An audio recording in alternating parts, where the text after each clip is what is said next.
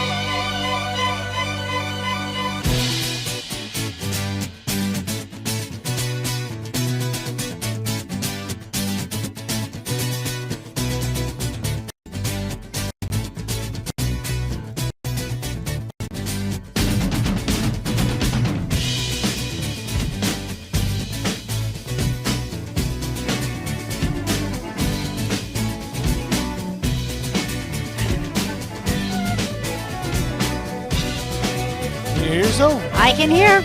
I'm Okay. good. I'm on. You know what? It was so, my mic was so loud, Pete. I put it on Your and I was like, headphones? oh my God, my headphones were. That's probably because Bob was playing with the buttons. Oh my! And then I couldn't find the right button, so I had to come around because I'm like, I know it's all marked, but I couldn't see it from the side. I'm like, ah. Anyway, here we are. We're back. Okay, what do we got going here? I feel like I'm all discombobulated, and Yeah, me too. I know you too. Yeah, things are going on. I got Yeah. some piece of hair here that's like sticking out. Yeah. I was trying to find that file that we're playing in the second hour, and I'm like, it's not where it's supposed to be. Gotcha.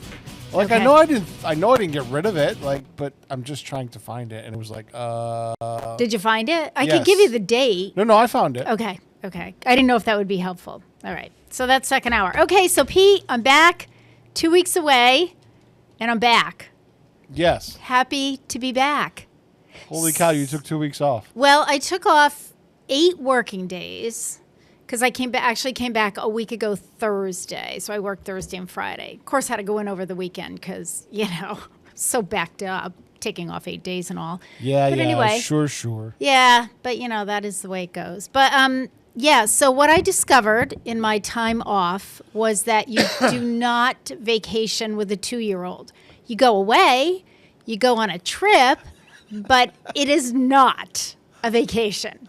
And Grace kept saying the whole time we were gone, I need a vacation from this vacation. Because, Right. She's 2. And 2-year-olds are, sort of all over the map and wanting to do all kinds of things. And hold on. I feel very discombobulated here. Hold on. I got problems. I got issues, Pete. You got issues? All right. Okay. Now I'm together. Okay. All right. So anyway, This we is what went. happens when we come running in here at the last minute. Well, yeah. Well, I wouldn't have been running in here at the last minute because I was way on time today. But, of course, I stopped at the senior center on the way over and grabbed my copy of the Westfield News. What the heck? I mean, we have Spygate going on in Southwick. It's all over the front page of the Westfield News this week. What? Uh-oh. Oh, yeah. What happened now? Well, I didn't see it, so I have no idea what you're talking about. I should have brought both copies in. So was it yesterday or the day before? There was an article on the front page that Joe Didi accused Russ Anderson of spying using, town hall footage cameras and so forth. And that was public because apparently that was, he addressed that during the public comment period of the last select board meeting. So in this morning's paper, Russ Anderson responded. So these are big articles, Pete. I mean, like big front page articles that, Well, it's a slow news time. apparently so. And then Joe responded to Russ's response, So Well, we got Joe's this supposed to be up back and this week. forth. I don't know. He hasn't contacted me that he's coming, but if he does, it could be explosive. Well, so there's a little heads up. And, again, it's interesting to, to read both points of view. So, so wild things going on in Southwick while I was gone. Boy. Yeah. Oh, boy is right. So that's that. So you have that heads up. So you might want to pull those articles ahead of time. So that's why I was running a little late on that because I got into the article. I was like, what is going on? And I couldn't remember. I kept thinking to myself, I think this is like I couldn't remember whether it was the second or the third Wednesday. I said, I feel like it's a Southwick day after my show. So things ought to get really very interesting. So anyway, that was that. So we went to Maine. So here was the thought. So we went up to Old Orchard Beach and spent 3 nights there. So that's, like less than 3 hours. And then from there, we were going to head up to Bar Harbor to go visit my brother and sister-in-law and spend 4 nights there. So that was what we did because we figured Grace really loves the beach. Gary really loves Bar Harbor and, all that stuff. And I just wanted to get away. So that was fine. And I would say for the most part, Charlie was a trooper for the trip. I have to say she did very well. Our concern was on the trip back from Bar Harbor because we were just driving straight through. And that's like a 6-hour drive for a 2-year-old. But she did great. She slept for part of it. Grace got her this little DVD player so she could watch, Daniel Tiger. And so we kept her busy, and we stopped along the way. Everybody stretched and ran around and You got to and all take that breaks, stuff. yeah. Yeah, so that was fun. So all good. But here's the fun part. Like, so there were some real highs to this trip. Watching a 2-year-old at the beach was a blast. And we did some fun stuff when we were up in Bar Harbor. But when we were at Old Orchard Beach, we had one day of rain, so that was a little challenging. But the beautiful day that we had, the full beach day that we had, Gary and I took Grace and Charlie down to the beach. We got them kind of all set up, and we were staying right across the street. So we said, all right, we'll help you carry everything down. We'll get you set up. Then we'll go back. We'll put on our bathing suits, and then we'll meet you, and we'll come down in a half hour. So that's what we did. So by the time we got there, Grace said, well, we've made friends, and I said, that's great. And I could see Charlie with this family of three children, one her age. So they had a 2-year-old, like a 6-year-old, and an 8-year-old. All playing. So we start, chit-chatting, and Grace introduces me to the mom, and so, we're all talking. And so, after a while, I said to the mother, I said, well, where are you from? Because we're all at the beach. Nobody lives right there. I said, so where are you from? She goes, well, we live in Western Massachusetts. And she started to explain as if I never heard of Western Massachusetts. She said, we live kind of near Springfield. And Grace goes, well, we live in West Springfield. And she said, well, we live in Wilbraham. And so, oh my gosh, blah, blah, blah. Then chit-chat a little further, and her husband was there, but he was off with one of the kids kind of in the water. So I said, well, we talked about what she does. She's a school psychologist and, did her PhD at AIC and all this other stuff. So we're chatting about that. So I said, well, what does your husband do? Well, he's a teacher. And I said, oh, well, where does he teach? Well, he teaches at East Longmeadow High School. Grace goes, my father coaches at East Longmeadow High School. Well, what does your husband teach? He teaches phys ed, So then those two got together. They didn't know each other. They knew of each other. Yeah, and had mutual friends right, because sure. Gary has, some of the other coaches also. So anyway, it was a great time. So we spent 3 hours with this wonderful family from Wilbraham. Nice. And so that was a lot of fun. And then the next day, we knew it was going to rain all day. Not pouring rain, but it rained all day. It was not a beach day. And I'm thinking, what in the world are we going to do with a 2-year-old? And, and we had paid for the night, so I didn't want to leave early. So Grace found this place, Pete. It was the greatest thing ever. It was an indoor they call it a play lot, but it was an indoor play lot. If you think of like Eastworks up in East Hampton, that building where the RMV is, it was in that kind of a building. So like an old factory kind of thing or whatever with the wooden floors and everything. Well, they turned this huge space into kind of an indoor playground, but it was really designed for toddlers. So everything there was for like really there's one area for babies. And then I would say most of the children that were there, I don't think there was anybody older than like 4, maybe 5 at the most. It was in Biddeford, so it was not right on the beach. I thought, oh my God, this place is going to be packed because it's raining outside. No, because I think we were the only tourists, visitors. Everybody else was a local. You could tell, the moms all knew each other and all that kind of stuff. They had fabulous, everything was safety and great. And I could not believe the price, Pete. It was $15 for the day, and you could come and go. So, if you wanted to go home and have your child take a nap and come back, you could do that. It was $15 for the day for the child, each child, no charge for the parents.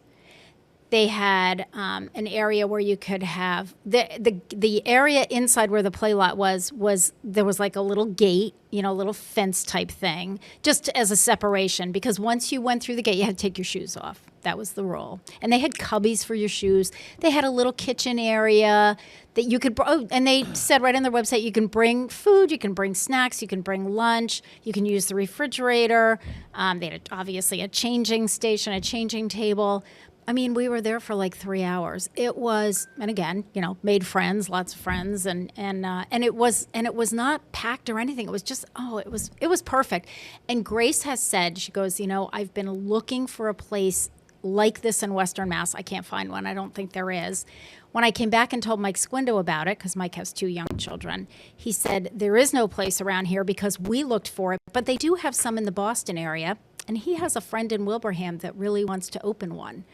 and so has really been doing some research on it. So it's really cool. And Grace thinks that Eastworks would be the perfect place, which I do too, because there's so many retail spaces open now too. Yes. Oh yeah. Yeah. Absolutely. But what we liked was it was specifically designed for very young children. Right. What I'm saying is there's a lot of retail space open right now. No, if you're you just right, look Pete. around. Yep. People don't notice it as they drive by, but Yep.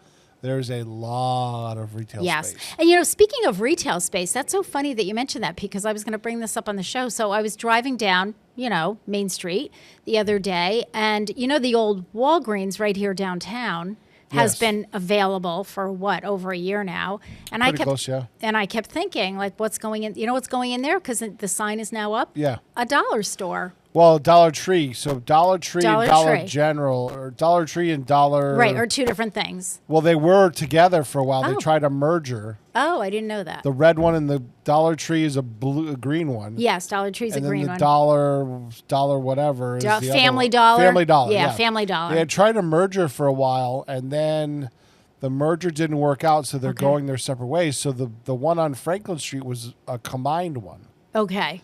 It was Dollar Tree, Family Dollar. Yep. So apparently that's going back to being just a Family Dollar, and that's why they opened when the company split, they wanted a presence in Westfield. Well, that's why they got that spot. Okay, so there's a Dollar Tree, because I go to it all the time for stuff for the senior center, over by Price Right in there, by TJ Maxx and Ocean State. If you go to the next thing, there's a Dollar Tree there. That's been there for a long time, which is great.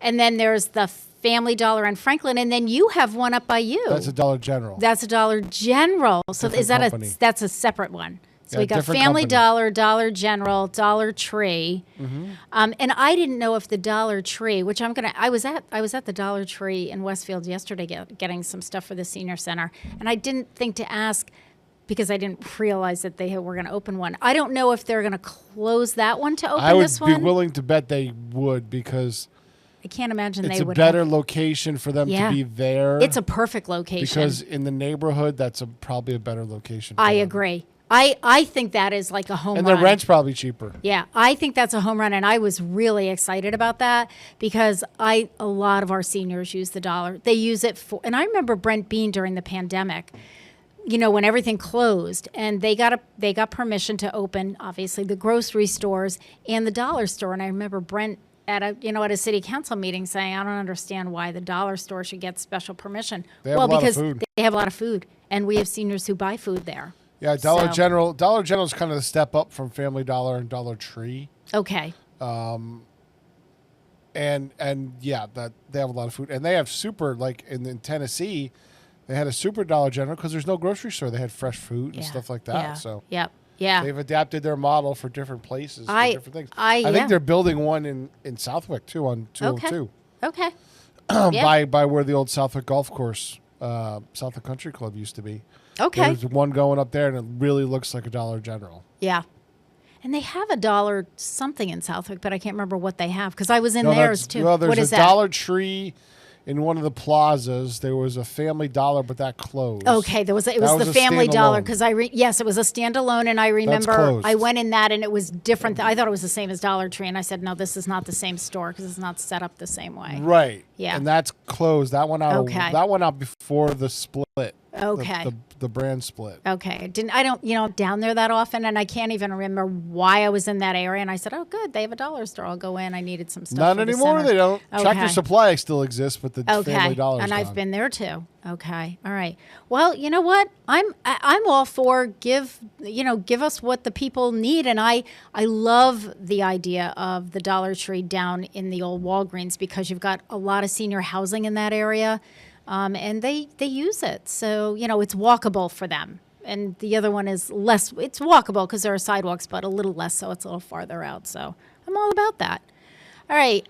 So today is the final day of Christy's house. Well, and therein was my next question. Where are we on the house and Christy and moving and all of that good stuff? Today is the final day she can occupy the house, and there's a bear walking through her yard right now. Oh, and good time to get the heck out of Dodge.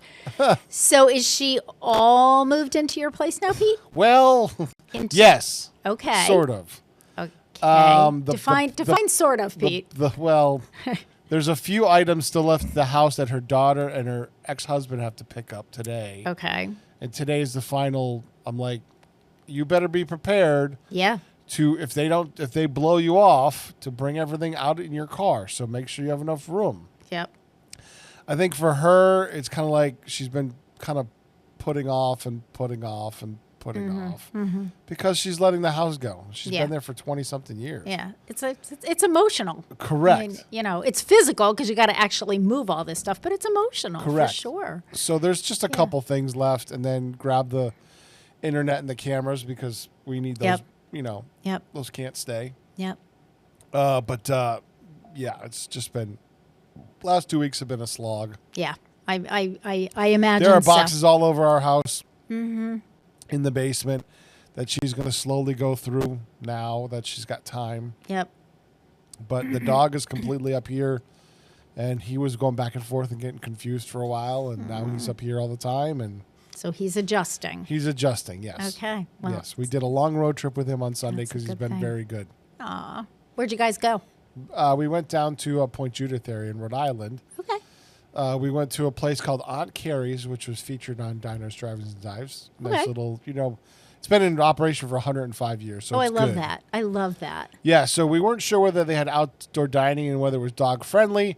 So, we being prepared brought a 4-foot folding table Yep. and our beach chairs, and we sat outside with the dog and had Nice. under a shady Nice. tree.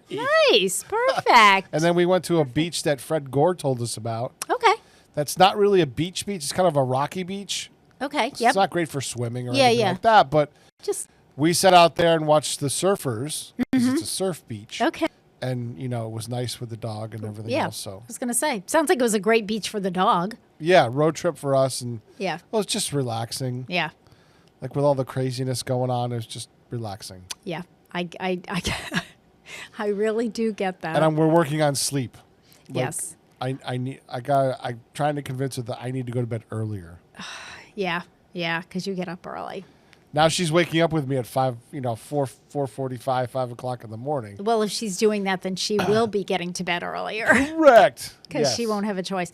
I had you know what? I was thinking about you last night because I remember several weeks ago we were doing the show and you just said you just had not had a good night's sleep. It's just one of those nights. And that was me last night. I couldn't fall asleep. And then I felt like I was awake every hour. And then I felt like in between, it wasn't a real restful sleep. I was having just strange, not bad dreams, but just like weird dreams. And, I was kind of I've had a lot of what that. What is this all about? Yeah, had a lot of need that good lately. night's sleep, right? All right. Well, listen, Pete. You don't have any pets, do you? We do not. I was going to say, have you submitted your pet for the WOW exhibit? No, we do not have any pets. I did. I submitted Good. a picture of Hawk and then one of Cleo in memoriam. Did Cleo pass? Did I know Yes. that? When? That was over the winter. Okay. I don't think So I this ever is knew one that. we took at the beach of Hawk. Okay. I love the tongue. Yes. You don't often capture that with a Yeah. doggy. Yeah. That is great. And that's Cleo. Oh, in memoriam. That's a great picture. Yes. That's a great picture. So Bob's like, well, those could win. Well, it was funny because the one thing about going to Maine on vacation is that, lots of people take their dogs because, you're out hiking and it's all outdoor stuff. So, and Charlie, well, obviously Grace loves dogs. She's she's a vet tech and Charlie loves dogs and he is not afraid of dogs. And the size does not matter to her. I mean, they will jump on her and knock her down and she will just get up and pet them and, and all that stuff. And of course, Grace, we always ask the owner, is it a friendly dog? Can we pet or should we Right. stay back or whatever? That's what I tell everybody about Hawk. Always ask that first. If he's in a car and he's behind glass or something, he'll go nuts and the tail will be wagging. But he'll be like, want to play. I want to get out. I want to play. So I'm barking. And it scares other owners. When yeah. he's out and about, he doesn't bark at all. Really? No. At least not with me. Yeah. He'll sniff and I'm like, no sudden movements because he gets weird about sudden movements. Yeah. I get that. But just let him be. And then we were out at the dog park and it was a young female dog. She jumped back like the owner goes, oh, she wants to play. And I'm like, I don't think he's going to do well with that. Let's get him separated. Yeah. Yep. And he's yep, like, yep, yep. fair enough. Yeah, you just need to know your dogs. You need to know your own animals, dogs, cats, whatever they are. But yeah, well, we had a lot of fun with befriending dogs all over Bar Harbor and all over Orchard Beach. And they're only allowed at Orchard Beach. They were only allowed out. I think it was like before 9 in the morning and after 9 at night. But just to watch them out in the ocean, they were having a ball, just having a blast. Yep. So that was a lot of fun. All right. So in just in remembrance of my trip, not vacation, but my trip to Maine, we are going to listen to Kathleen Regan singing "Coast of Maine." You are listening to WSKB 89.5 FM radio for the Westfield Masses and WCPC cable channel 15, and we'll be back in just a minute. There's a place that no one knows. Trouble finds me, so I go where weathered souls have come and gone, sail away on blue chiffon. I guess there's just a piece I find by the edge of the water, where my mind can't be bothered. Give me salt in my father, where he's right down the road. Like that lighthouse still standing, hands are high in the rain. Oh, help me, 'cause I might be insane.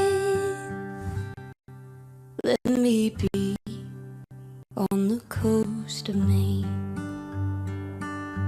These walls won't stop talking, won't leave me alone. All I wanna be is home. My mind starts the walking, wish it'd carry me back. Runs me far but never walks back to the edge of the water, where my mind can't be bothered. Give me salt in my father, where he's right down the road. Like that lighthouse still standing, hands are high in the rain. Oh, help me, 'cause I might be insane. Let me be on the coast of Maine. Let me be on the coast of Maine. Let me be on the coast of Maine. Support for community radio on WSKB is provided by Betts Plumbing and Heating Supply Company, an independent, family-owned wholesaler serving Westfield for over 50 years, specializing in plumbing, heating, and industrial piping supplies. On the web at bettsplumbing.com or at 14 Coleman Avenue in Westfield. Listen to me, Michael Buster McMahon, Mondays 8 to 10 a.m. to learn the stories behind your favorite songs. Or don't. I'm not the boss of you. Community Radio. 89.5 WSKB. Live from Studio 120 at Westfield Technical Academy, this is WCPC Channel 15 and 89.5 FM, WSKB Westfield. Good morning, Westfield. It is 6:26. You are listening to WSKB 89.5 FM radio for the Westfield Masses and WCPC cable channel 15. My name is Tina Gorman. I'm your Wake Up Wednesday host, and I'm in the studio this morning with the chairman of the board, Pete Coles. Good morning again, Pete. Good morning. So today is August 13th, so we have a few famous birthdays, and we have some interesting, awareness month kind of things for August. No, so first of all, I do have to mention that this is an infamous birthday that happened while I was off, but my granddaughter Charlie turned 2, so that was a big deal in our house on July 28th. And I just want to mention she actually turned 2, and we were leaving for vacation the next day. So we decided, and her dad's side of the family had a big family party the day on the weekend, because her birthday was on a Monday. So Grace and I decided for her birthday, I took the day off. And we took her first we went to the Amelia Park Children's Museum, which was a lot of fun. And we have a family, that was a Christmas present that I got for the family, actually, Charlie and Grace and everyone. So I have a family pass for all of us. So we went there, and that was a lot of fun. She loves that. That was a lot of fun. And then we took her to the Scoop in Granville. Oh, Granville Scoop. Yes, the Granville Scoop. Granville Scoop. Is that what it's called? Yeah. Granville Scoop.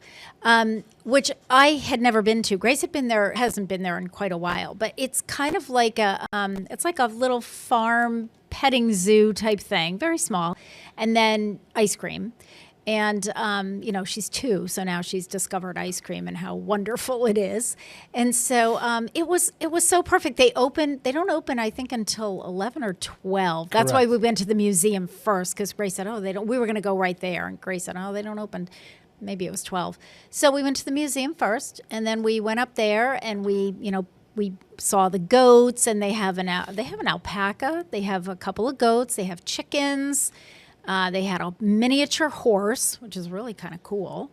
And, some other animals, some birds. They had a peacock. And so, we did all of that. So that was, it's kind of perfect for toddlers. It was just great. And then we went inside, and we had the woman there was so wonderful and so friendly. We told her it was Charlie's birthday, and Charlie's got her birthday T-shirt on, and she's feeling pretty special. And so then we had their ice cream is fabulous. It was really, really good. Mm-hmm. All homemade and everything. So so if you're an ice cream buff and you want to try someplace different, and especially if you do have young children, I actually found out about this place because, believe it or not, I'm a fan of HGTV, and I was watching My Lottery Dream Home. It was an old one. It was like a rerun from 2018 or something like that. And the couple they were looking at homes in Western Massachusetts in the Russell area, and they had 2 little. Was their last name kids. Goff? That's Bobby's Goff's the kid. He won the lottery. No, I don't know that. Because it was I bet you it was, because it was years ago. Person and his wife. They were a young couple with young children, and part of it they filmed at the Scoop. And I said, and I'm going, wait a minute. Of course, I'm sitting there watching this at 11 o'clock at night, writing it down, going, the Scoop, where is that? I've never heard of it. So when I talked to Grace, she used to date a guy from Granville. So she said, I know where that is. She said, we've been there years ago. So I said, well, is it still around? So she went online and checked it, and she said, yes, I know it's still around, because she had a friend that had gone there recently. So it's a nice trip if you're looking for it, and it's not too far. It's not crazy. So anyway, all good. All right, August 13th, famous birthdays today. The late Phoebe Ann Mosley, but we know her better as Annie Oakley. Sharpshooter, born on this day in 1860 in North Star, Ohio. She lived to the age of 66. She died on November 3rd, 1926. Annie Oakley was an internationally renowned sharpshooter who joined Buffalo Bill's Wild West and performed before royalty and heads of state. Annie Oakley was known for her ability to repeatedly split a playing card edge on and put several more holes in it before it could touch the ground, while using a .22 caliber rifle at 90 feet. That's pretty amazing. At the age of 62, she set the women's record by breaking 100 clay targets in a row. So happy birthday to the late Annie Oakley. And it is also the birthday of the late Bert Lahr, actor born on this day in 1895 in New York City. He lived to the age of 72. He died in 1967 on December 4th. On August 17th, the musical film The Wizard of Oz opened at Loew's Capitol Theater in New York City with Bert Lahr as the Cowardly Lion. So that's what we know him as. Also in that movie, Judy Garland played Dorothy. Ray Bolger played the Scarecrow. Jack Haley played the Tin Man. Frank Morgan played the Wizard. Billy Burke played Glinda the Good Witch, and Margaret Hamilton played the Wicked Witch of the West. On November 3rd, 1956, the film was televised for the very first time. It was hosted by Bert Lahr, the Cowardly Lion, and Judy Garland's 10-year-old daughter, Liza Minnelli, as the finale of the Ford Star Jubilee series on CBS. On February 16, 1964, the musical Foxy, starring Bert Lahr, opened at Ziegfeld Theater in New York City. It ran for 72 performances, and Bert Lahr won a Tony Award for that show. So a happy birthday to the late Bert Lahr, actor. All right, August is National Family Fun Month. So here are a few activities that will bring the family closer together and help you treasure the time spent with your loved ones. Because, you know, we only have a few weeks left and then the dreaded, back to school stuff starts. So here we go. So let's enjoy the rest of the summer. You can play miniature golf, always a family favorite. Head out to your local mini golf course, or I love this idea, create your own. Find some inexpensive golf clubs and golf balls at the discount store, dollar store, folks, and use household items like boxes, shoes, or stuffed animals to create obstacles on your course. Use a cup or a mug as the hole and aim for a hole-in-one. I love the idea of creating your own miniature golf course, like in your yard. I think it'd be a ton of fun. So I'm all about that. So I'm gonna do that one. I think Charlie would have a blast with that. Fashion show. Okay, you can have your kids model their new back-to-school clothes or even walk down the runway in their own wacky creations from your closet, which is the one I recommend because I remember doing this as a kid. Don't forget to turn up the tunes. Put some music on. And I can remember when Grace was little, I was at my brother and sister-in-law's, and their daughter, who is 7 years older than Grace, got into, the dress-up box and, did a fashion show for us. And they had a blast, and we took a lot of pictures, and it was a lot of fun. Turn an everyday chore into an adventure. I do this with Charlie, like every day. Meredith Sinclair, a parenting expert and author, said, "Children learn to understand the real world through realistic pretend play. Do you need to clean the house or go grocery shopping? Make a treasure hunt out of your grocery list or play house while tidying up with your kids to show them that simple tasks can be fun." I do that all the time as a grandparent, and, you can too. I mean, I'll just say to Charlie, hey, you know what? We have to vacuum the family room today. She loves the vacuums. She gets out her little vacuum and we do it side by side and we shake things out, because she's 2 now. So I'll give her a rag and say, okay, go on the front porch, shake this out. And she can do that. But I think it's important that children, you're not doing all the cleanup after hours. Let them see it and let them participate. Game night. Battle of the families. Invite your brothers, sisters, cousins, parents, anyone you can think of to a night of battling it out with board games. Gary's sister and her husband do this all the time. They love board games. They have a ton of them, and you can't go over there for any family event. Christy's a massive board game person, and I'm not. Yeah. I want to try. Well, you know what, Pete? I kind of feel the same way, but it's one of those things, though, where once you get into it, it really can be a lot of fun. I have to say. So not only will you get to connect with your extended family and play your favorite games, but kids will also be able to learn important life skills like taking turns, good behavior, following directions, and being a good loser because, they're not going to win every time. And here's my final thing for August is National Family Fun Month. Think ahead. You can now sign up for this year's Run Stanley Family Fun event, which is going to be held on Sunday, October 5th. We're going to have the 5K trail run, the canine run. You could bring your dog, the munchkin run, your children, the roll and stroll, your seniors and babies. We got a little bit of everything for everybody, and that will be in October, but the registration has opened up. I put the sign out at the senior center to remind people to sign up, but that's a great event. Pete is our designated DJ, and and the committee is like all over this because they know that Pete is getting married in October, but he's sneaking this in before the wedding. Right. So we appreciate that immensely. All right, it is 6:36. You are listening to WSKB 89.5 FM radio for the Westfield masses and WCPC cable channel 15. And in honor of the birthday of Annie Oakley, we are going to listen to Anything You Can Do, I Can Do Better from the soundtrack Annie Get On. We'll be back. Anything you could do, I could do better. I can do anything better than you. No, you can't. Yes, I can. No, you can't. Yes, I can. No, you can't. Yes, I can. Yes, I can. Anything you can be, I can be greater. Sooner or later, I'm greater than you. No, you're not. Yes, I am. No, you're not. Yes, I am. No, you're not. Yes, I am. Yes, I am. I can shoot a partridge with a single cartridge. I can get a sparrow with a bow and arrow. I can live on bread and cheese. And only on that? Yep. So can a rat. Any note you can sing, I can sing higher. I can sing any note higher than you. No, you can't. Yes, I can. No, you can't. Yes, I can. No, you can't. Yes, I can. No, you can't. Yes, I can. How do you sing that high? I'm a girl.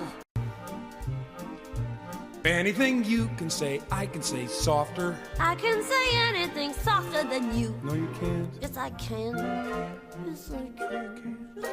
Yes, I can. I can drink my liquor faster than a flicker. I can drink it quicker and get even sicker I can open any safe. without being caught. You bet. That's what I thought, you crook. Any note you can hold, I can hold longer. I can hold any note longer than you. No, you can't. Yes, I can. No, you can't. Yes, I can. No, you can't. Yes, I can. Yes, I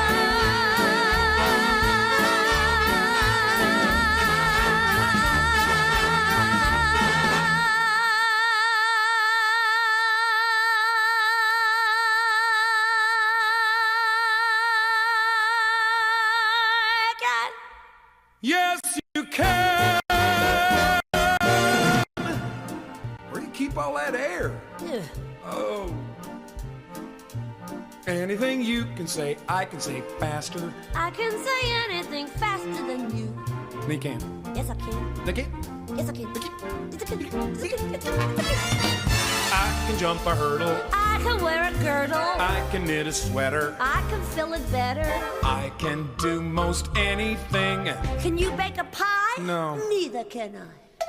Anything you can sing, I can sing sweeter. I can sing anything sweeter than you. No, you can't. Yes, I can. No, you can't. Yes, I can. No, you can't. Yes, I can. No, you can't. Oh, yes, I can. No, you can't, can't. Yes, I can, can. Yes, No,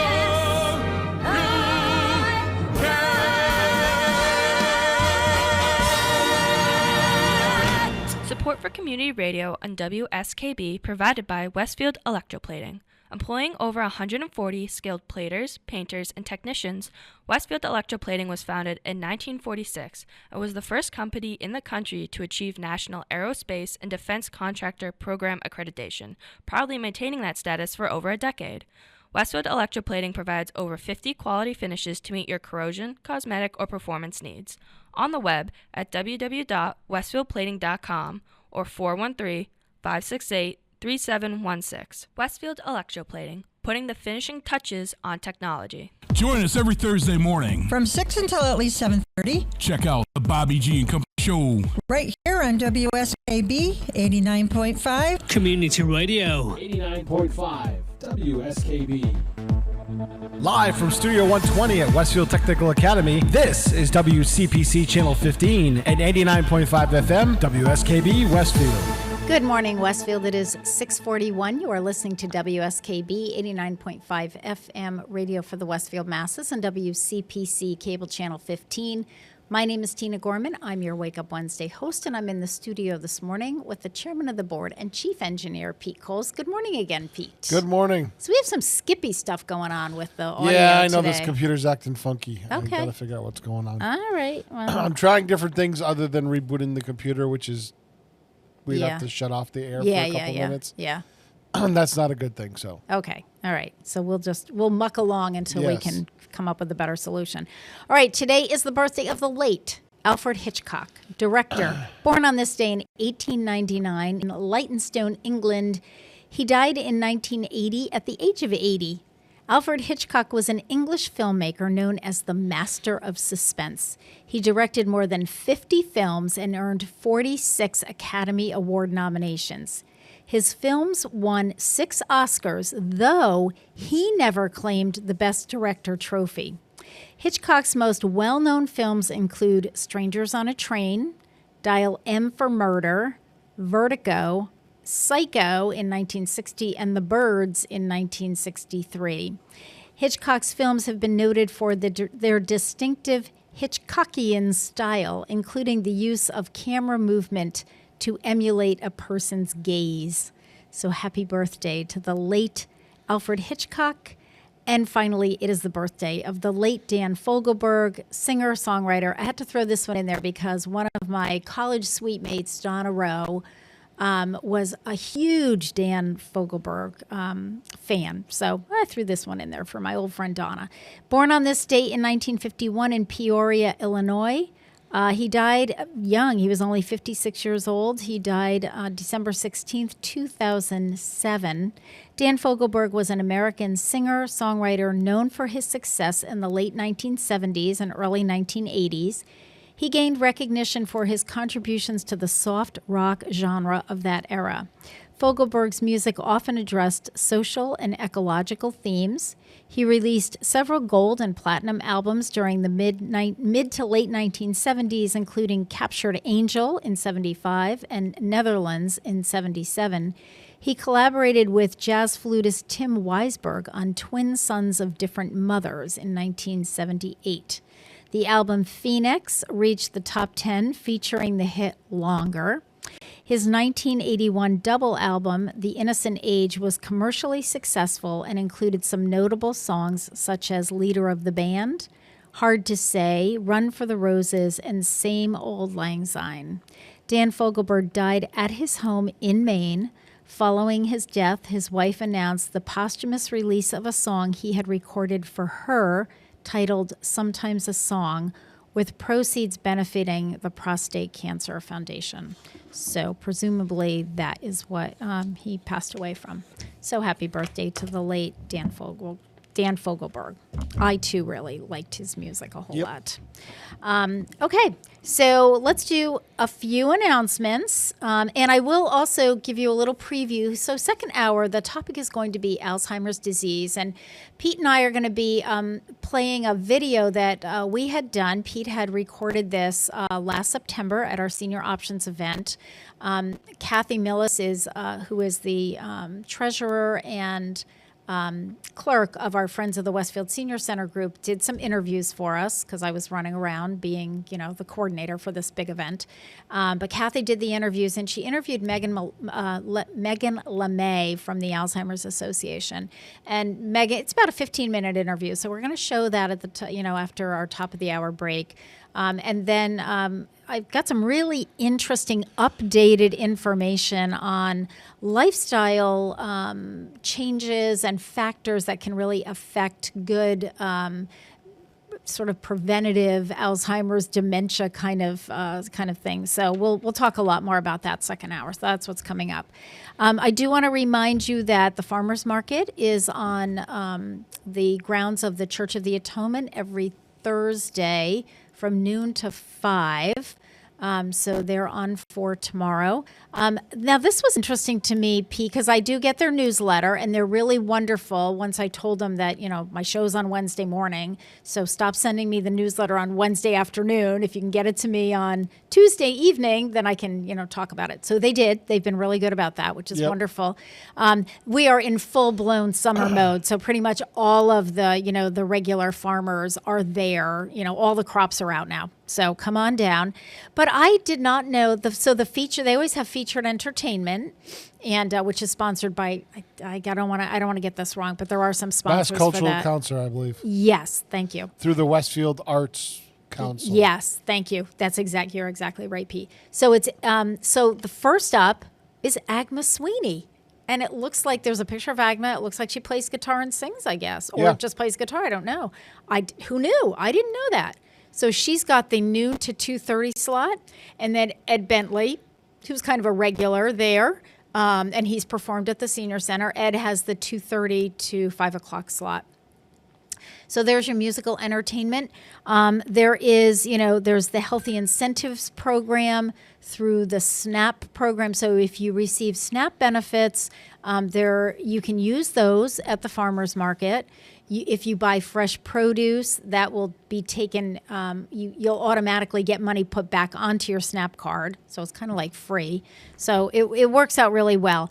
But for all the information about that, there is a SNAP tent at the farmer's market. So if you're not sure how to use your SNAP card, if you have that, to get your fresh produce and there's a healthy incentives program. There are all kinds of programs.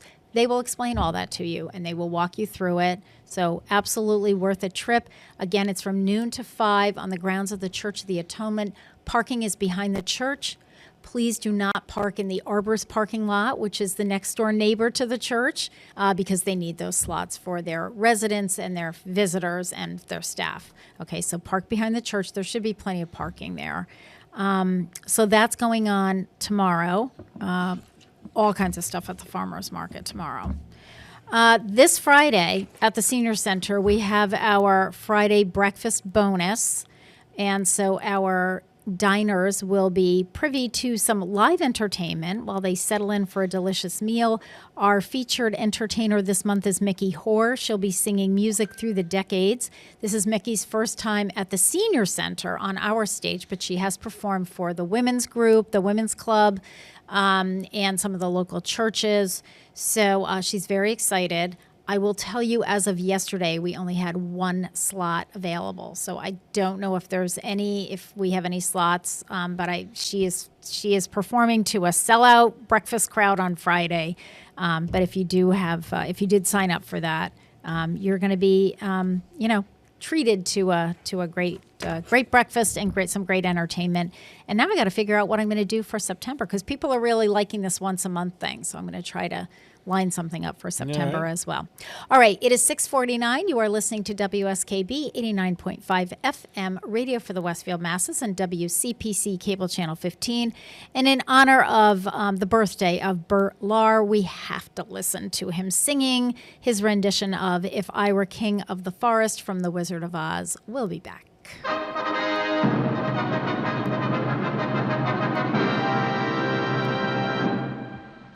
If I were king of the forest, not queen, not duke, not prince, my regal rose of the forest would be satin, and not a cotton, and not chintz. I'd command each thing, be it fish or fowl, with a woof and a woof and a royal growl. As I click my heel, all the trees would kneel, and the mountains bow, and the bulls kowtow. And the sparrow would take wing. Fie, fie, were a king. Rabbit would show respect to me. The chipmunks genuflect to me. The tail would lash. I would show compassion for every unbelief. Fie, fie, were king. Just king.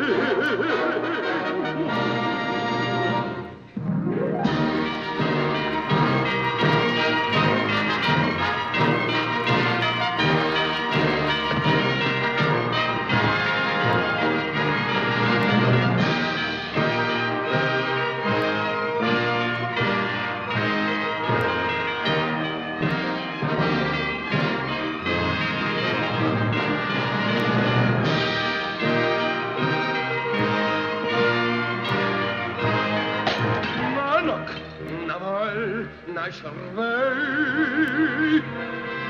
Ha ha ha ha ha ha ha ha knock. Naval, national.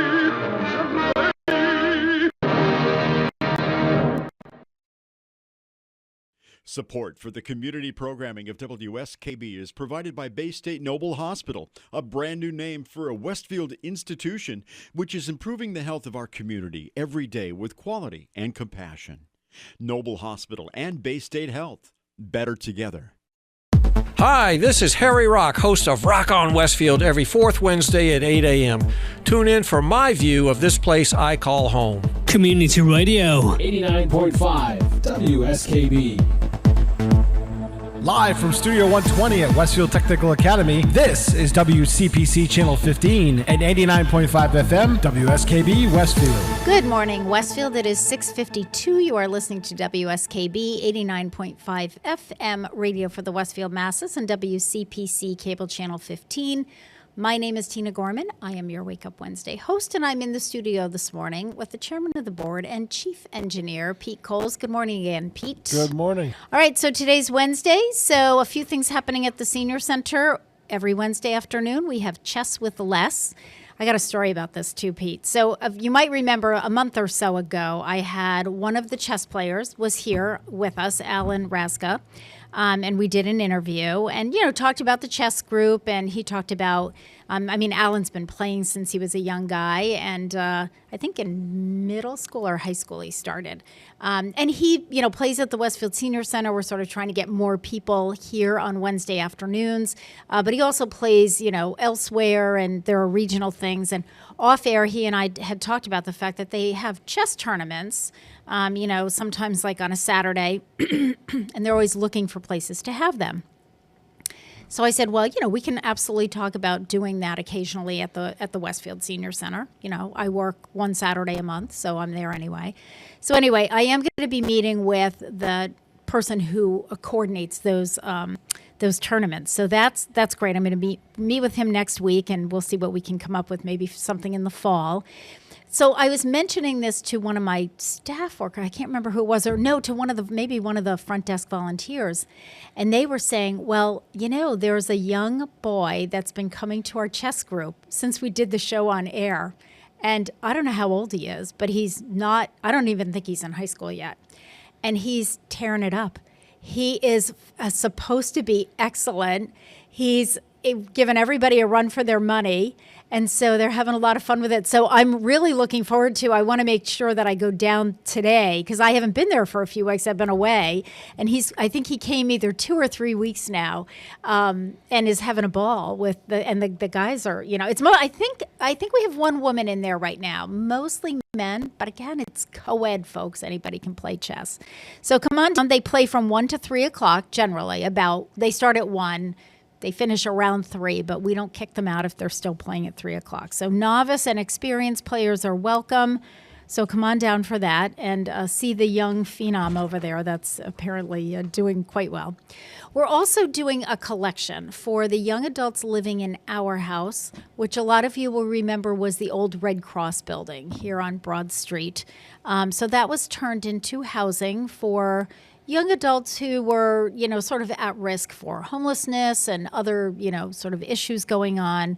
And that's been up and running now for a number of years. And Elaine Lees, who passed away this past spring, and was our art instructor for many years at the Senior Center, she did a lot of behind-the-scenes stuff. Kind of like a Joe Didi, who does a lot of behind-the-scenes stuff. And Elaine used to collect once or twice a year. She would collect toiletries and items that they needed over in our house. So we are doing that in her honor and in her memory. We're collecting those items on her behalf during the month of August. All of the items have to be new and unopened in the original packaging. So we're looking for things like body wash, toothbrushes, lotion, shampoo, toothpaste, disposable razors for both genders, because right now it's pretty much split. There are 10 young adults living in the home, and I think right now it's 5 and 5, 5 women, 5 men. Shaving cream, conditioner, floss, Band-Aids, Q-tips, lip balm, deodorant, tampons and pads because we have females in there. So any of those items, and I want to do a shout out to all those people who have already contributed. When I came back, I set up the basket before I left on vacation, and my staff was very excited to tell me that we had, that we started filling some boxes for that. Nice. So, yeah, so really nice, and in memory of Elaine. So we're doing that. This month's, I haven't seen it yet because I've been away, but I will watch it this weekend. This month's Council on Aging Presents is Operation Explanation Hydration Dehydration. So that is on WCPC Cable Channel 15. Dr. Nitin Batnagar, thank you again for coming back. He did 2 in a row. He did the one on ticks last month and the one on hydration and dehydration this month. Learn how to stay hydrated because it's very important, especially with this hot weather we've been having.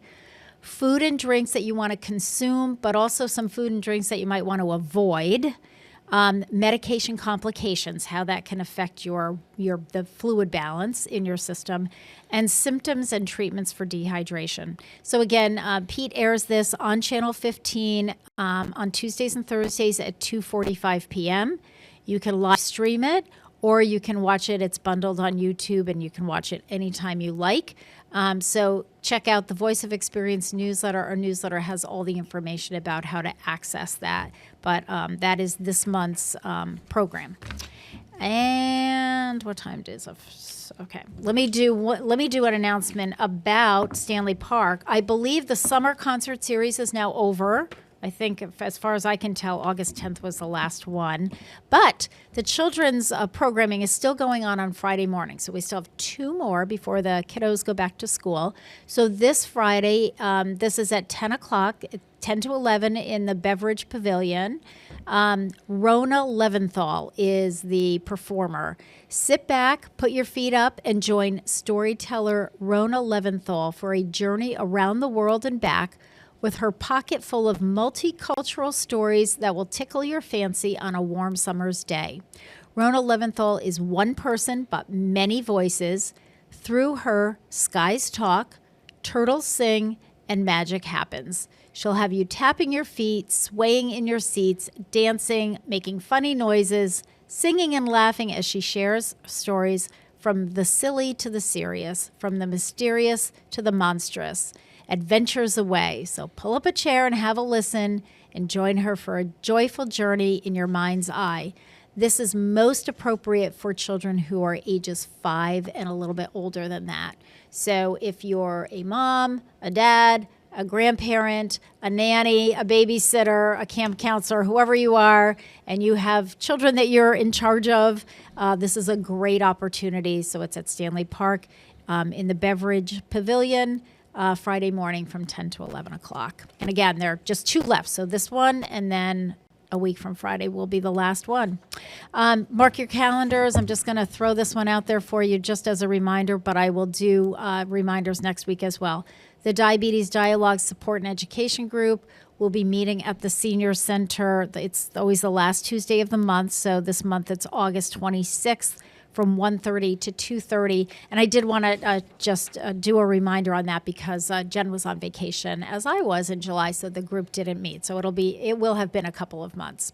All right, it is 7 o'clock. You are listening to WSKB 89.5 FM radio for the Westfield masses and WCPC Cable Channel 15. We'll take our top of the hour break, and when we come back, we are going to listen to the interview with Megan LeMay from the Alzheimer's Association.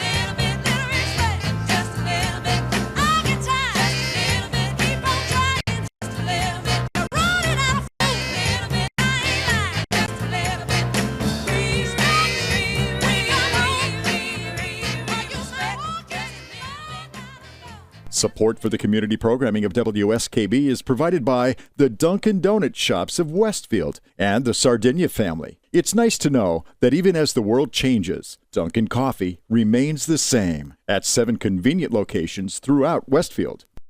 Hi, it's Bob Plass, and I have Wow, It's Tuesday every Tuesday, 6 to 8. Wow, it's Tuesday. Community Radio. 89.5 WSKB. I did it! Live from Studio 120 at Westfield Technical Academy, this is WCPC Channel 15 and 89.5 FM, WSKB Westfield. Good morning, Westfield. It is 7:04. You are listening to WSKB 89.5 FM radio for the Westfield masses and WCPC Cable Channel 15. My name is Tina Gorman. I'm your Wake Up Wednesday host, and I'm in the studio with the Chairman of the Board and Chief Engineer, Pete Coles. Good morning again, Pete. Good morning. I wasn't sure whether you wanted to intro this or go right into it. You know what? I will do an intro for... No, that's fine. I'll do a little intro for those who are just joining us. So Pete and I are going to be showing a taped interview that was done last year at the Senior Options 2024 event, which was last September. We are now gearing up for the 2025 event, which will happen next month.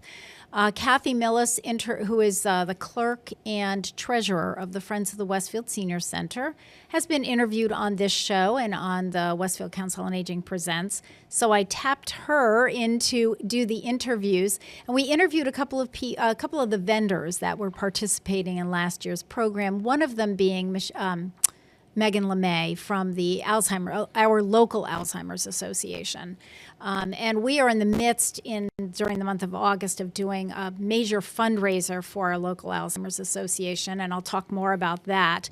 But what I wanted to do was kick this off with showing that videotape of Megan, who explains kind of, a little bit about Alzheimer's, does a really nice overview, but also explains a little bit about the Alzheimer's Association and what they're doing. So that's what we're going to watch. It's about a 15-minute video. Then we'll take a break, and then we'll come back, and I got lots more information. My name is Kathy Millis, and I'm the treasurer and clerk for the Friends of the Westfield Senior Center. Today, producer Pete Coles and I are at the Westfield Senior Center. We're broadcasting WCPC Cable Channel 15 and WSKB 89.5 FM radio at the Westfield Senior Options 24 event. I have with me today Megan LeMay from the Alzheimer's Association. Megan is the regional manager for Western Mass. Thank you for joining me, Megan. Thank you so much for having me today. Okay, I'm going to ask you some questions, and we'll go from there. What is the mission of the Alzheimer's Association? So the mission of the Alzheimer's Association is actually to end Alzheimer's disease and all other dementias. And we're doing that by funding the research to try to find a prevention, treatment, and cure for this disease. And the other big part of our mission is to provide care and support for families currently impacted by Alzheimer's or any form of dementia. So we want to support people in the day-to-day as well. Okay, what's the difference between Alzheimer's and dementia? So the term dementia is actually just the umbrella term. So it's just a general, generic term that describes the set of symptoms of memory loss, changes in thinking and behavior. So dementia is a correct term. It's just a more general term. It's like the term food. It doesn't describe anything specific. And Alzheimer's disease is the specific disease that's causing the dementia. So Alzheimer's is a more specific diagnosis. And Alzheimer's is the most common form of dementia in the population. So that's why we hear the most about Alzheimer's disease. But we do also serve people with all different types of dementia, meaning like, for example, frontotemporal dementia, Lewy body dementia, vascular dementia, and there's also a long list of other more rare forms of dementia as well. So we would, like I said, serve people with all different types of dementia. Is there an age where dementia could start? I mean, young? So we know that, people think of it as being only that older adults get this type of disease, but we know that People can get diagnosed with Alzheimer's disease or frontotemporal dementia even in their 40s and 50s. So, so that's usually called younger onset dementia. And that sometimes is genetic. If a parent had younger onset Alzheimer's or dementia, the person is more likely to get younger onset as well. But it's not necessarily genetic. Sometimes people just might randomly develop a dementia in their 50s. So that can be sometimes especially challenging because people often get misdiagnosed. You know, they might get diagnosed with something else. And we want to make sure that people are getting an accurate diagnosis and they're still getting services even though they're younger and might not qualify for as many services. So that can be challenging, but that's why we offer things like a younger onset support group for people who get diagnosed younger, and other services as well. Oh, that's interesting. Is Alzheimer's or dementia a normal sign of aging? So that's a great question. No, it is not a normal sign of aging, and we want to clear up that kind of myth that, you know, everyone gets a touch of dementia, because that's actually not true. It is not a normal sign of aging. It's a specific disease process that's occurring in the brain that's different from normal aging. So with normal aging, people might, you know, their brain loses a little bit of its agility just like their body does, but it's not the same as dementia. Dementia is a very specific disease process, so we want to make sure people get that, get an actual diagnosis and don't just kind of brush off the symptoms. So everybody in the world is not going to, at some point in their life, end up with dementia? No. Okay. We know that, you know, there are 100 years of people who are 95 out there who have a very sharp mind and have not lost any of their memory. Okay. So, yes, that memory loss and these symptoms are specific to a dementia process happening. So what are some of the warning signs of Alzheimer's?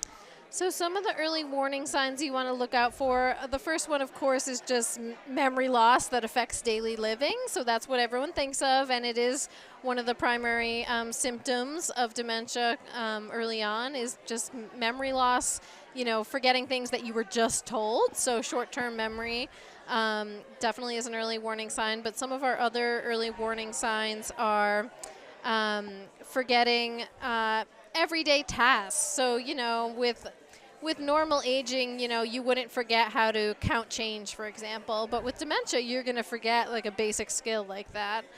You're going to forget how to make your favorite recipe, which you probably wouldn't do, or play your favorite card game, which you wouldn't do with normal aging. Another early warning sign is changes in or issues with solving problems, and then also challenges and forgetting time and date and place. So if, you know, everyone forgets what day it is, that's totally normal, but then you can usually remember pretty quickly. And with dementia, the difference is you're going to forget what year it is. So if you're noticing that someone is getting confused about what year it is, if they seem like they're in the wrong decade, that can be an early warning sign. Also, if they're just dressed inappropriately for the season. So, you know, if it's January and someone's dressed like it's July, that could be an early warning sign too. And that's something you wouldn't really do with normal aging. Another early warning sign I want to mention is changes in personality, because sometimes people don't think of that as a warning sign for dementia, but it is. And sometimes, you know, people might, again, get misdiagnosed with something else, but it's actually the early signs of dementia or Alzheimer's disease, where someone has some kind of shift in personality. Sometimes people even get nicer when they get Alzheimer's disease. It really it can vary a lot person to person. In how it affects your disposition and your personality. So we want to keep an eye on that, and we recommend definitely going and mentioning any symptom that you have to your doctor and making sure to take it seriously. Is that something you can see like on an MRI or a CAT scan, or? So that's a good question. So unfortunately, no. A lot of people think that, right, those type of brain scans could diagnose, but they don't. The only brain scan that can see the amyloid plaques associated with Alzheimer's disease is actually a PET scan. So that's why you might get a PET scan if you go into the doctor. And now we have other ways to diagnose as well. So a lot of people now get a spinal tap, which isn't that simple either. It's also a bit of a process, but that's to see if you have the biomarkers of amyloid plaque tangles in your system for Alzheimer's disease. And so, but we do recommend going through that diagnostic process because it is important to figure out if you have any dementia and what type of dementia you might have, because it does make a difference. And just in the past couple years, there's been brand new drugs approved by the FDA that are only for treating Alzheimer's disease specifically, and they're only for treating Alzheimer's in the early stages. So if someone waits too long and is already very symptomatic, they're already going to be too late to take advantage of some of these new drugs that are on the market now.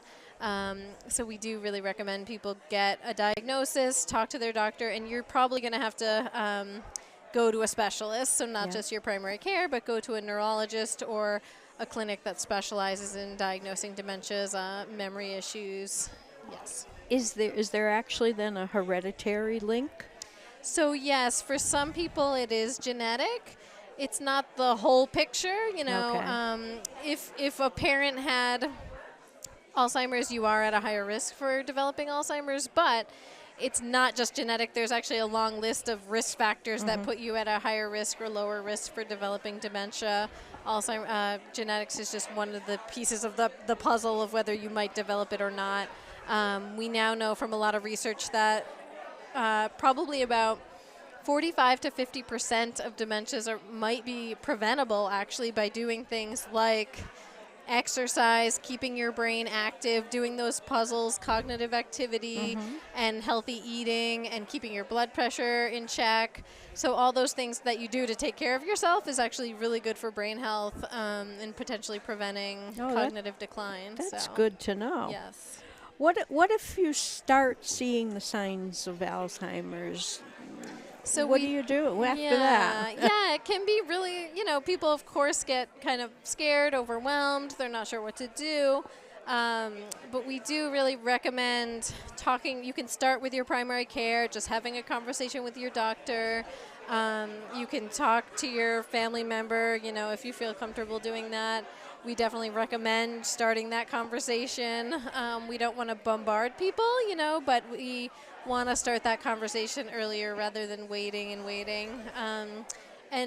And sometimes, which has happened in the past, is sometimes even primary care doctors might say, that just sounds like normal aging.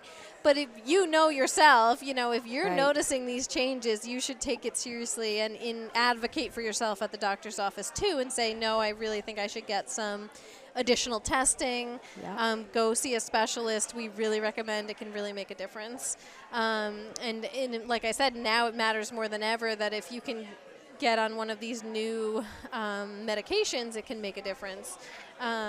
And you could also participate in a clinical trial if that's something that's interesting to you. But you have to do that earlier on rather than later as well. So lots of good reasons to get in the doctor and really get those symptoms diagnosed earlier. And that age-old saying, you know your body better than anyone else.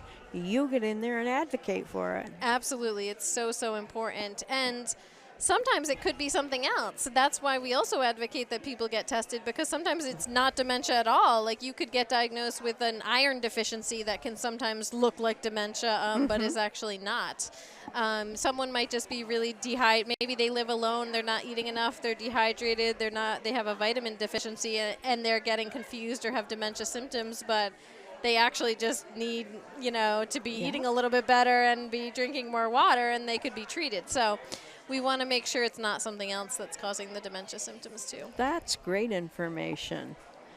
What services does the Alzheimer's Association provide? Yeah, so one of the things I wanted to mention too, when you asked about what should you do if you start noticing symptoms, either in yourself or your loved one, definitely give us a call as well. So we staff a 24/7 helpline, the Alzheimer's Association 24/7 helpline.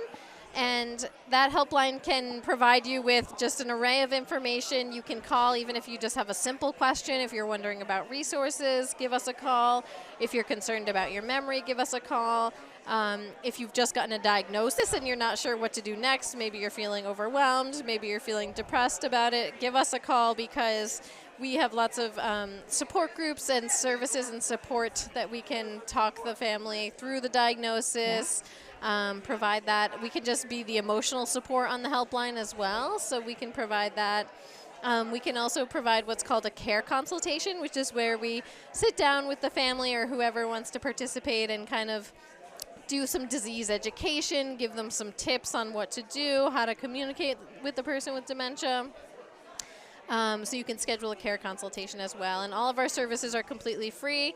Like I mentioned, we run a lot of support groups, both for caregivers and for the individual living with dementia. And then we also provide free education programs in the community. So call us. We can schedule an education program for you at one of your at an organization or anywhere that's interested in hosting one. You can also watch all of our education programs on our website as well. And so, again, we're the Alzheimer's Association. I'll mention our helpline number, too. I'll try to mention it a couple times, but our 24/7 helpline number is 800-272-3900. That's 800-272-3900. And you said that's a 24/7 helpline. Is it an actual person? Yes, that's what I was going to say. Yes. Yes, anytime you call, day or night, if your loved one, if the person with dementia is up in the middle of the night and you're just not sure what to do, which does happen a lot, give us a call anytime, day or night, and you can talk to a real person. It's actually staffed by our professionals, social workers, and other professionals who answer the phone 24/7. Oh, that is absolutely wonderful. What other types of events are sponsored by the Alzheimer's Association? So I just wanted to mention our Walk to End Alzheimer's is coming up, which is our biggest fundraiser of the year. It's happening Sunday, October 20th, and that's at Holyoke Community College. So Sunday morning, October 20th, Holyoke Community College, Walk to End Alzheimer's, and we hope to see lots of people there. It's a great day to bring your loved one to. It's a great way to honor, if you've lost someone to Alzheimer's disease, it's a great way to honor them, to walk with us that day as well. All those beautiful purple flowers you guys have. Yes. Can you tell us the 800 number one more time? Yes, so our Alzheimer's Association 24/7 helpline number is 800, so 800-272-3900. That's 800-272-3900. And again, give us a call about anything, even if you just have a minor concern. Please give us a call. You know, it's not an emergency number. You don't have to be in crisis to call this number. We want to just be there to provide education, support, information. Give us a call. Thank you so much for joining us today, Megan. That was very, very informative. Thank you so much. I really appreciate it. All right. Again, Megan LeMay, Alzheimer's Association. Megan, again, is the regional manager for Western Massachusetts. Thanks again. Thanks, Pete. Yeah, I just want to pick up on a couple of things that Megan said, and then we'll take a short break so we can kind of digest it all. She got a lot of information in that 15-minute period. But one of the things she talked about at the very end was the Walk to End Alzheimer's, that's a national thing. It happens all over the country during the month of October. Because this was taped last year, I just want to give you this year's date because it's not the same as last year. It's always on a Sunday here. In Western Mass. It's done, as Megan mentioned, at Holyoke Community College. And the date this year is October 26th. So you can go on the Alzheimer's website and get more information about that. Once the flyers are ready for that, they always give them to me, and we'll post them around the senior center. We'll have one outside, a lawn sign outside as well for anyone who would like to join them in that. All right, let's take a short break. You are listening to WSKB 89.5 FM, radio for the Westfield Masses, and WCPC Cable Channel 15. Our topic this morning is Alzheimer's. We're going to listen to Aretha Franklin singing Think.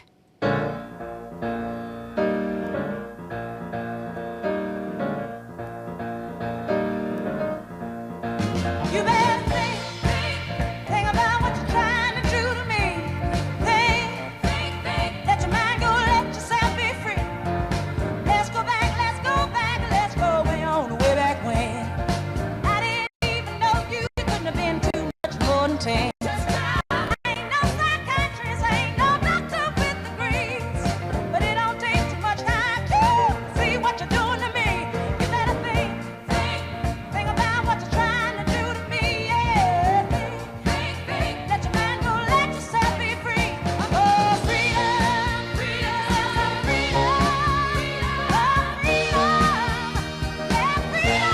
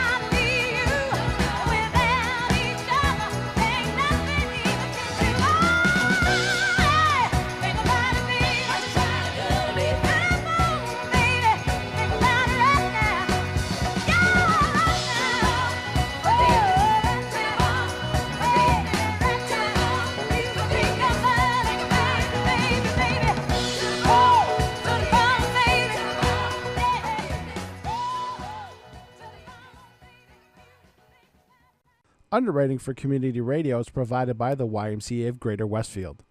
Every day, the YMCA strengthens the community through programs and services focused on youth development, healthy living, and social responsibility.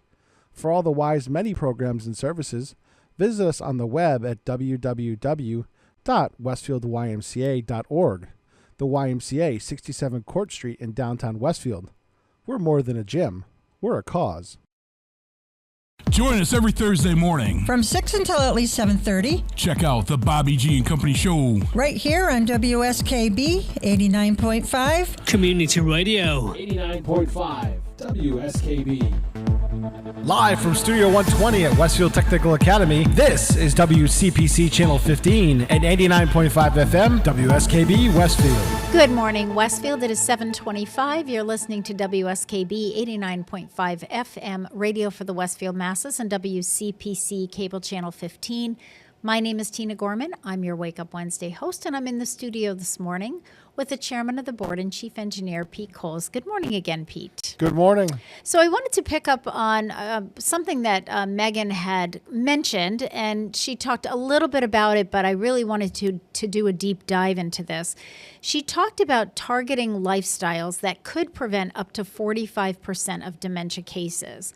And I found that statistic fascinating and alarming and sort of delightful all at the same time, because that's a really high statistic, 45%, and if there's something that we can do and really make that happen. So I checked it out. She is absolutely right. In July of 2024, the Lancet Commission reported that 45% of dementia cases could be prevented by fully addressing 14 lifestyle factors. The risk factors worth addressing vary by life stage, so early life, midlife, and late life. And interestingly, there was an article that came out in 2017 by the same author. The author is Yoko Hara. She's a PhD. And originally, there were 12 lifestyle factors.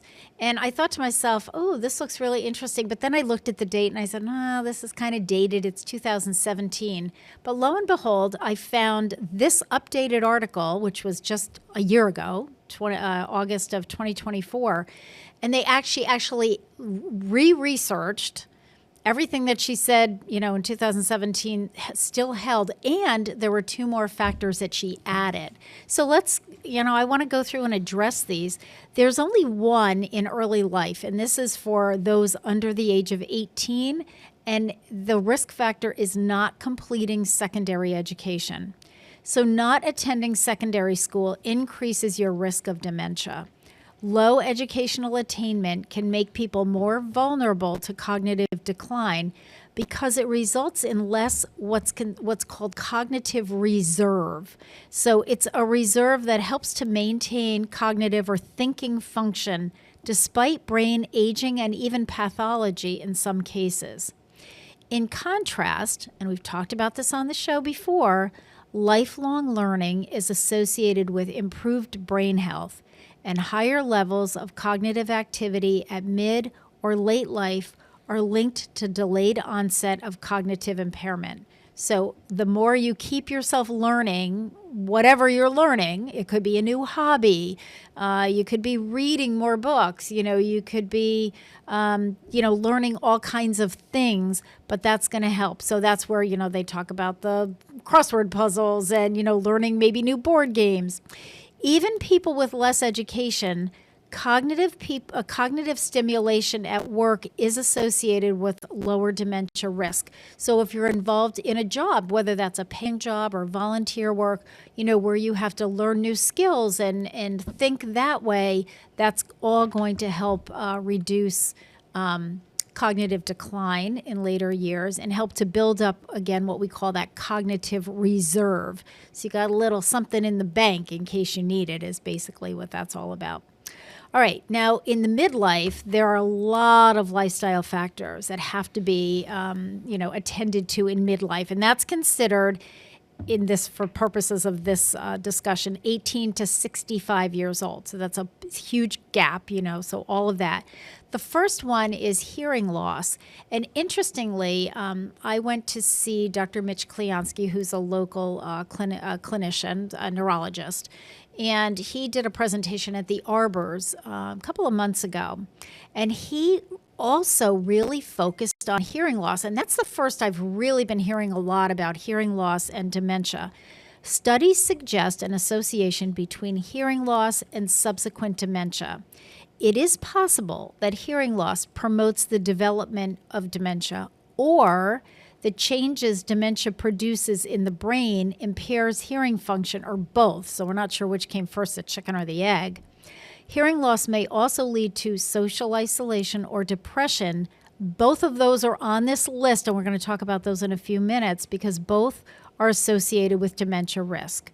The good news, of course, is that hearing loss may be corrected with the use of hearing aids. So something to pay attention to. And while we're paying attention to that, let me just remind you that we do have Jeff Halls at the Senior Center on the last Tuesday of every month to do some hearing checks and hearing screening. That's a free service. You just have to call us and sign up for it. And I think it's like a 15 or 20 minute slot. So that has been available. Jeff's been doing this since we were at the old Senior Center. So we know it's more than 10 years. All right, here's another risk factor: high LDL cholesterol. So high LDL cholesterol in midlife is associated with a higher risk of dementia. Excess brain cholesterol is associated with increased risk of stroke, which we know that, and deposition of Alzheimer's disease-related pathology. So it's important to control that LDL cholesterol. That's your bad cholesterol. We want to get that under control, not just for your cardiovascular health, and we know that that's important, but also for your brain health. Depression. All right, this is a big one. People with depression have a higher risk of dementia than those without depression. Depression may heighten dementia risk by increasing stress hormones, decreasing levels of proteins that are good for brain cells, and shrinking the hippocampus, which is a region in the brain critical for forming your memory. People who were treated for depression by medication, psychotherapy, support groups, or a combination were less likely to develop dementia than people with depression who received no treatment, highlighting the importance of treating depression. And we know that. I mean, we've talked about that. And a lot of times the signs of depression, real clinical depression, mimic dementia because people become more forgetful. They, don't want to get out of bed. We have all kinds of issues and problems. So certainly something to be concerned about. All right, let's take a little break because there's, we got 14 of these that we want to get through. So let's let those digest a little bit. We are going to talk in a few minutes about social isolation. So I'm going to, for our break, we're going to listen to the song from High School Musical soundtrack, We're All in This Together. You are listening to WSKB 89.5 FM radio for the Westfield masses and WCPC cable channel 15. We'll be back with our list of Alzheimer's risk factors.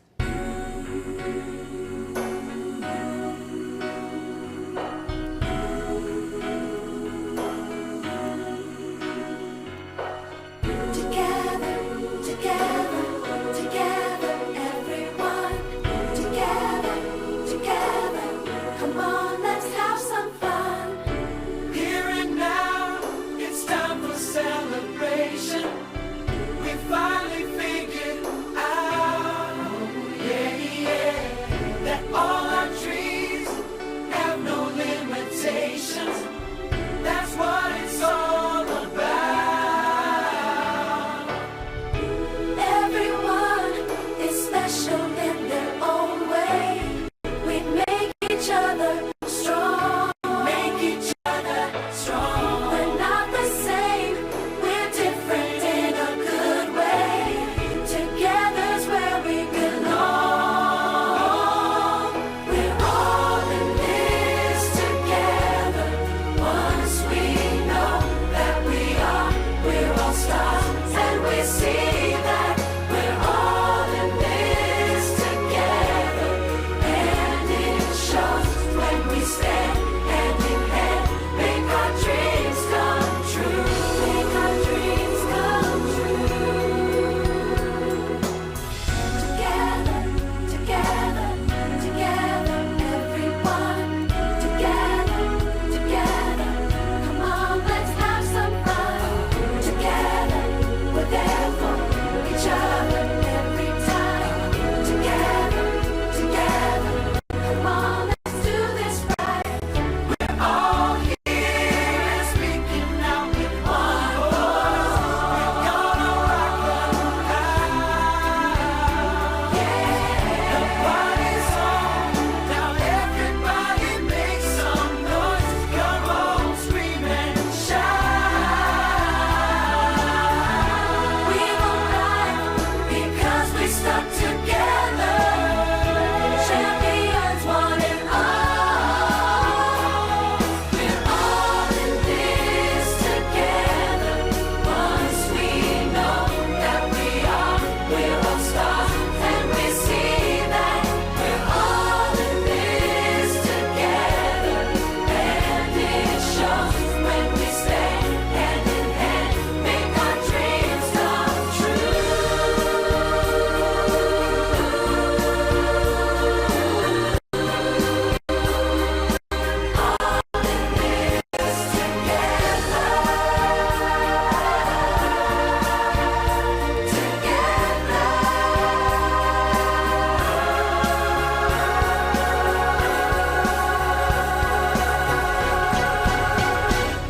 We're all in this together.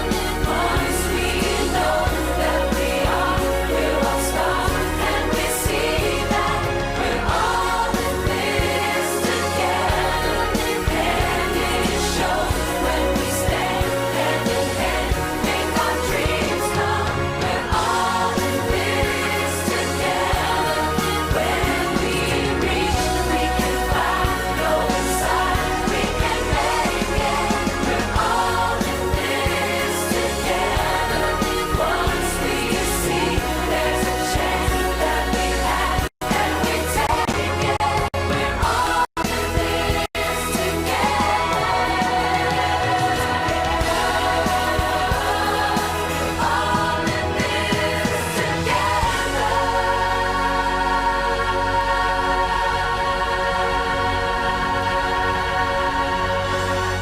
Support for the community programming of WSKB is provided by the Dunkin' Donut Shops of Westfield and the Sardinia family. It's nice to know that even as the world changes, Dunkin' Coffee remains the same at 7 convenient locations throughout Westfield. Listen to me, Michael Buster McMahon, Mondays 8 to 10 a.m. to learn the stories behind your favorite songs.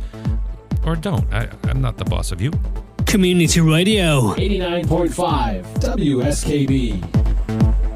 Live from Studio 120 at Westfield Technical Academy, this is WCPC Channel 15 and 89.5 FM, WSKB Westfield. Good morning, Westfield. It is 7:38. You are listening to WSKB 89.5 FM radio for the Westfield Masses and WCPC Cable Channel 15. My name is Tina Gorman. I'm your Wake Up Wednesday host, and I'm in the studio with the chairman of the board and our chief engineer, Pete Coles. Good morning again, Pete. Good morning. So we are discussing targeting 14 lifestyle factors that may prevent up to 45% of dementia cases. So continuing on our list, traumatic brain injury. So traumatic brain injury is it could be caused by car, motorcycle, bicycle accidents, military incidents, boxing, other contact sports, and also falls. Studies suggest that traumatic brain injury is associated with a higher dementia risk, possibly leading to earlier onset of dementia by 2 to 3 years than in people without a traumatic brain injury.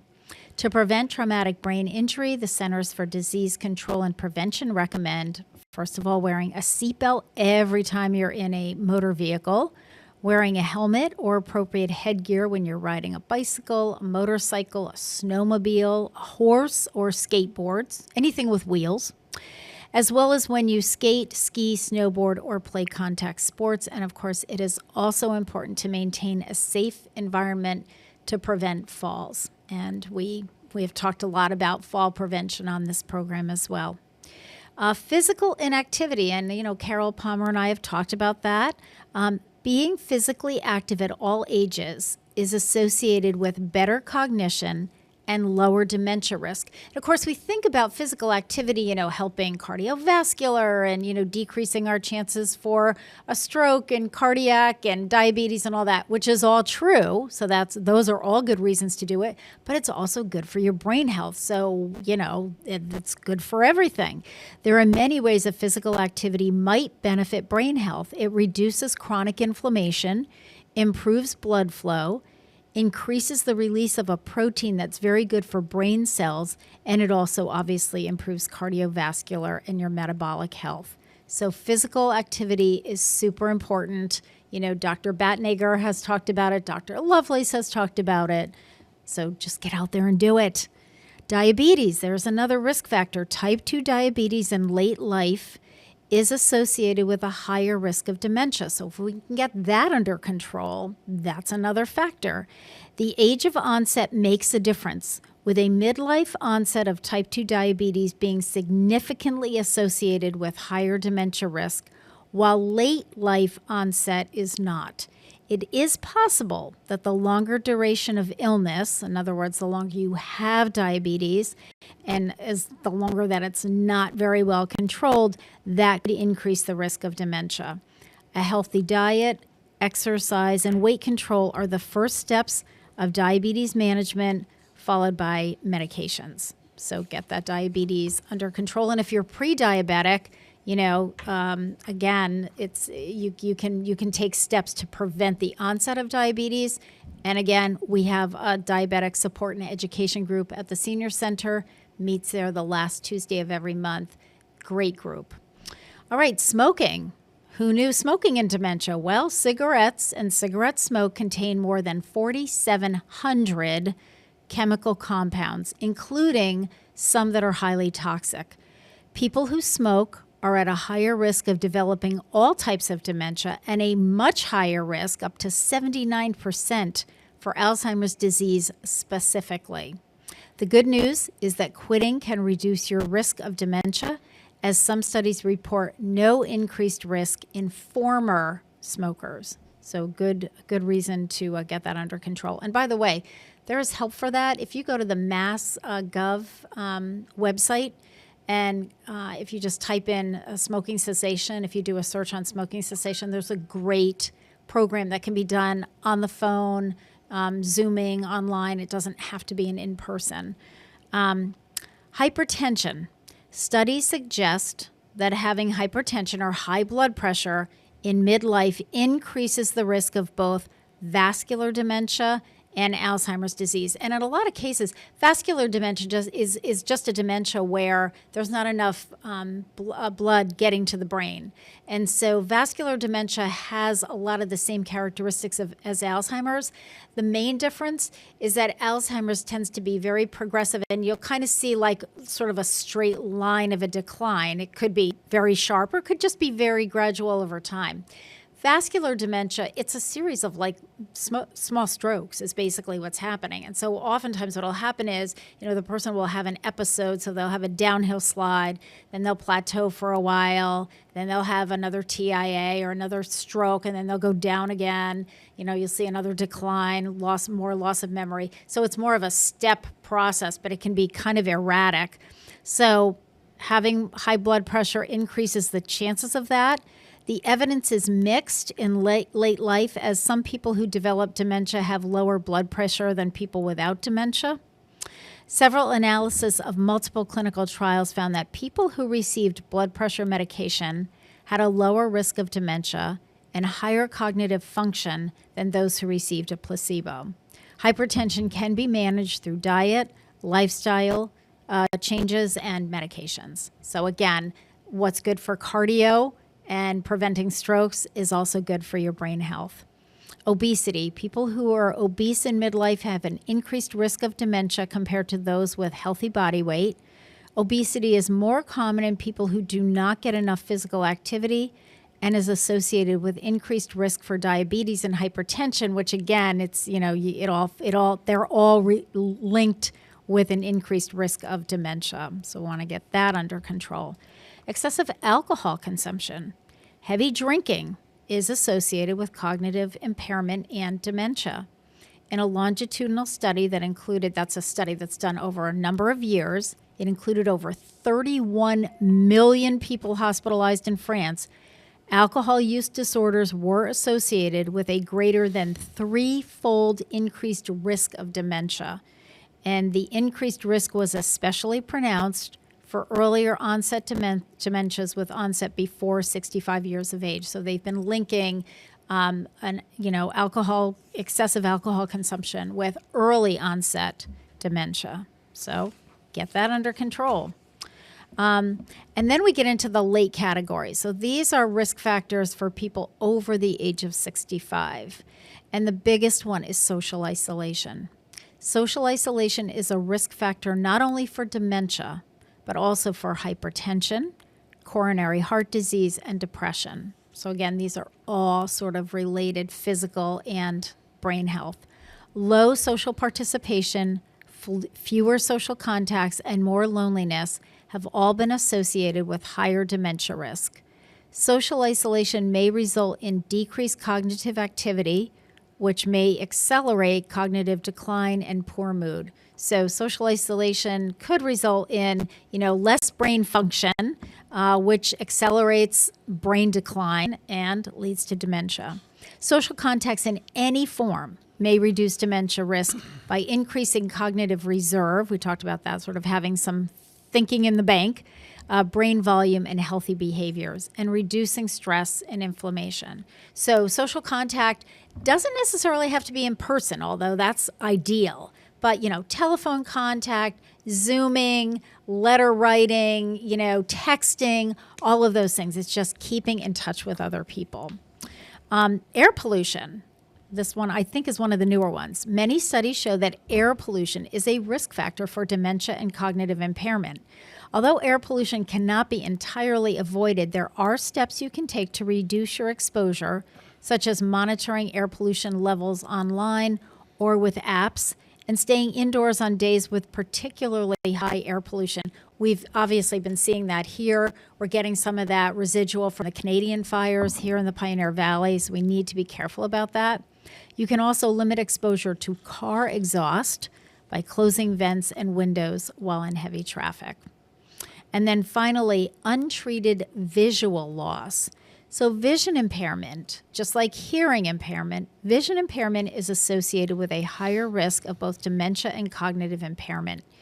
These associations might be related to an underlying illness such as diabetes. So if the vision problem is because you have diabetes, which is a risk factor for both dementia and vision loss. A longitudinal, again, a long-term study in the United States reported that people with cataract who had cataract extraction had a significantly lower dementia risk compared to those who did not have cataract surgery, highlighting the importance of treating vision impairment. These are concrete steps that you can take to reduce dementia. All of these 14 factors are lifestyle factors, not hereditary. We can't change our hereditary. We can't change our genetics, but we can alter some of our lifestyles. So you can reduce your risk of dementia, invest in lifelong learning and friendships, get enough physical activity, wear a seatbelt in motor vehicles and proper head protection in contact sports, maintain a healthy weight, quit smoking, avoid excessive alcohol intake, and seek friendships. So there you have it. These are your lifestyle changes. So, good news, because those are all things that we have control over. All right, it is 7:48. You are listening to WSKB 89.5 FM radio for the Westfield Masses and WCPC cable channel 15. We're going to take a short break. When we come back, we're going to be talking. I just want to finish up with our Alzheimer's Association fundraiser. This is our major fundraiser to assist them for this year. We're doing it throughout the month of August, so we'll talk about that. We are going to listen to Dan Fogelberg singing this song that he wrote, but it didn't come out until posthumously after he passed. This was a song he wrote for his wife. And he was living in Maine, and this is kind of about that. So it's called Sometimes a Song, and we'll be back.